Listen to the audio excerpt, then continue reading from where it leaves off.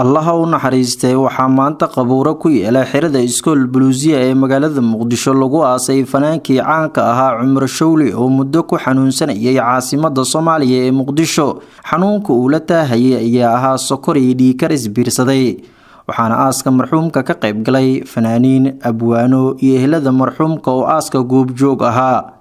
wiilka uu dhalay Cumar Shawli, Axmed Cumar Shawli, oo la hadlay telefishinka Som News ayaa tacsi la wadaagay ummadda Soomaaliyeed, isagoona dhaliil u jeediyay dowladda dhexe ee Soomaaliya inta uu xanuunsanaa aabihiisa inaysan waxba kala qabanin dhanka caafimaadka.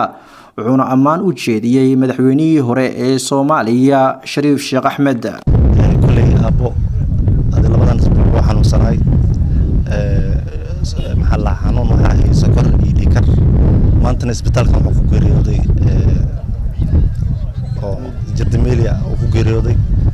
marka ummadda Soomaaliyeed kullu nafsan daaqatul mawd ummadda Soomaaliyeed dal iyo dibadda inta joogto waxaan leenahay inay iska cafiyaan oo u soo duceeyaan dowladda Soomaaliya hal mid kama hay waayo wala dowladda waxa leeyahay kulli Cumar Cabdulla Shawli waa madaalihii qaranka oo soo halgamay oo halgan weyn ku soo bixiyay qarannimada.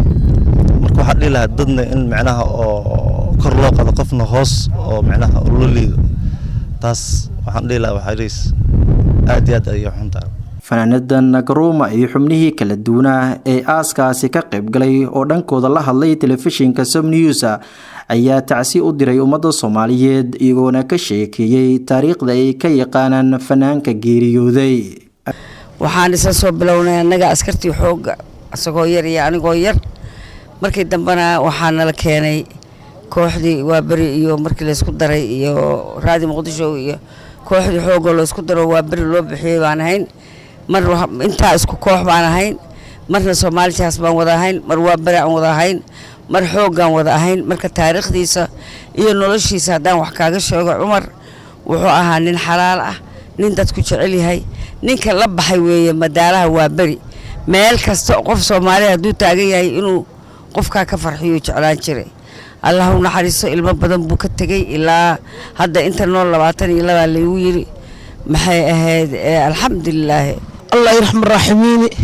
مرحومك ما أنت كو غوريو عمر شوري إلهي نعرس جل الله سيو جنة الفردوس الله كورابيو كتاب كسميت الله كسيو إلهي سكراتك وقت بسيس عاشق يا مقدبي هرتين ربي وعفي waxaan ka baryaynaa ilaahay inuu u naxariisto. ilaahay waxaan ka baryaynaa intuu dhalay iyo intay sii dhaleen iyo saaxiibadii intay wada shaqeeyeen ilaahayga casa wajallaha inuu sabir ka siiyo. ilaahay waxaan ka baryaynaa ummadda Soomaaliyeed inuu ilaahay sabir ka siiyo.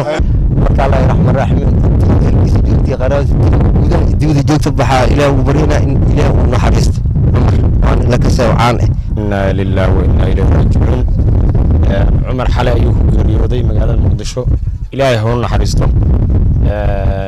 aniga wax weyn taafanka ka soo gaaray Cumar waxa ku wada shaqeynay jigjiga ayaan wada joognay, waxa wada joognay Djibouti. shakhsi wuxuu ahaa afgaaban, shakhsi wuxuu ahaa haddii dad amba qof tabaalaysan arko naxariis badan buu soo marka ilaahay ha u naxariisto. abwaan Cabdiduux ayaa duco la wadaagay xubnihii kala duwanaa ee aaska marxuum Cumar Shawli ka soo qayb galay. abwaan Xirsuduux ayaa dardaaran u jeediyay caruurta uu ka tagay Cumar Shawli in isku duubni ay muujiyaan. noogu weyn oo geed fadhiga ah dambigiisa Allah dhaafo. isagoo jiran buu na soo raacay maanta, isagoo xanuunsan oo 3-4 maalmood guriga ka bixin buu na soo raacay. dambigiisa Allah dhaafo, dhammaanteena Allah isku keen dhaafo, walaalkeena Allah cafiyo, hal cafiyo Cumar Shawli cafi iyo masaabax. Cabdiraxmaan Waabri, Som News, Muqdisho.